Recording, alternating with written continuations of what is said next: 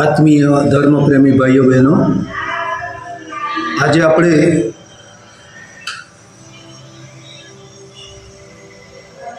પરિવર્તનની મહાન ક્ષણોમાંથી પસાર થઈ રહેલો આ યુગ એ બદલાઈને રહેશે, પરંતુ એ પહેલાં જેવી રીતે દેવો અને દાનવો વચ્ચે સમુદ્ર મંથન કરવામાં આવ્યું, ત્યારે સમુદ્ર મંથનમાંથી જે 14 રત્નો નીકળ્યા હતા, એ 14 રત્નો એ વિવિધ રૂપમાં હતા અને એનું ફળ અને એનું જ્ઞાન પણ અલગ અલગ હતું. આજે આપણે આ નવયુગનું આગમન થશે, એમાં પણ યુગ પરિવર્તનની જે સમુદ્ર મંથનની પ્રક્રિયા થઈ રહી છે, એની અંદરથી ઉત્પન્ન થયેલા 14 રત્નો, એ યુગ ઋષિએ કહ્યું કે બેટા, આ નવયુગનું સમુદ્ર મંથન થઈ રહ્યું છે, એમાંથી 14 રત્નો નીકળ્યા છે, જેના દ્વારા શ્રેષ્ઠ વ્યક્તિત્વ, શ્રેષ્ઠ સમાજ, શ્રેષ્ઠ રાષ્ટ્ર, સમર્થ રાષ્ટ્ર, સશક્ત રાષ્ટ્ર, સમૃદ્ધ રાષ્ટ્ર, વિકસિત રાષ્ટ્ર એનો ઉદય થવાનો છે. ત્યારે આવો એ વિશે જાણીએ. એ પહેલાં ગાયત્રી મંત્ર એક સાથે એક સ્વરમાં.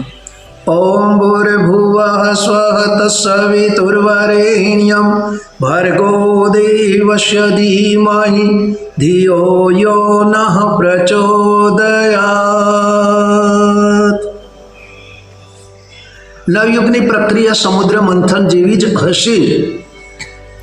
એમાં સમયની જરૂરિયાત મુજબ 14 રત્નો નીકળશે.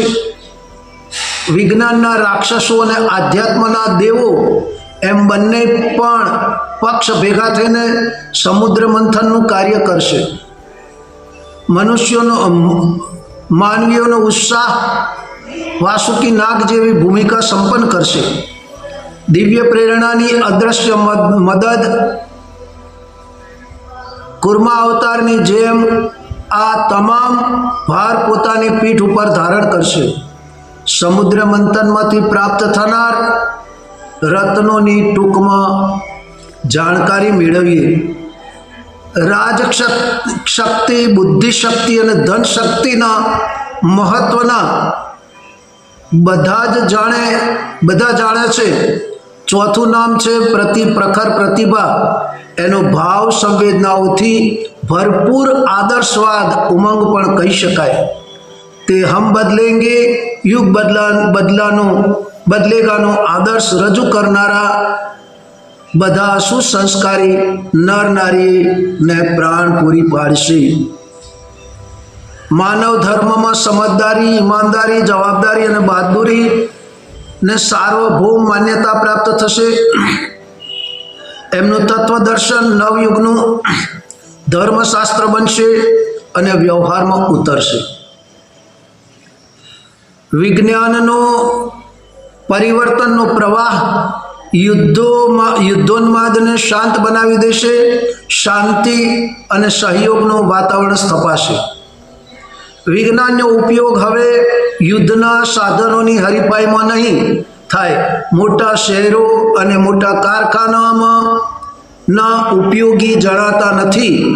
એમના તરફથી મોં ફેરવતા જ ગામડાના કસ્બાના રૂપમાં બદલાશે. કુટીર ઉદ્યોગો ફેલાશે, ગામડાનો વિકાસ થશે અને ગામડામાં એક નવી વિકાસની લહેર ઊભી થશે. જનશક્તિને પોતાની પ્રગતિની જરૂરિયાતો કાળાના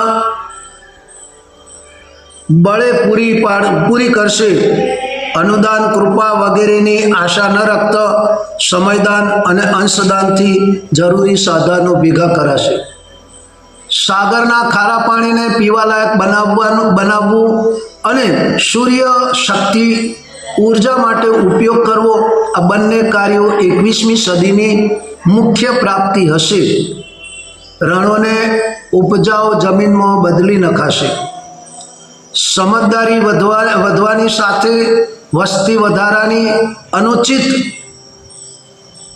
અનુચિતતા બધાની સમજમાં આવશે અને અમર્યાદિત પ્રજનન બંધ થશે.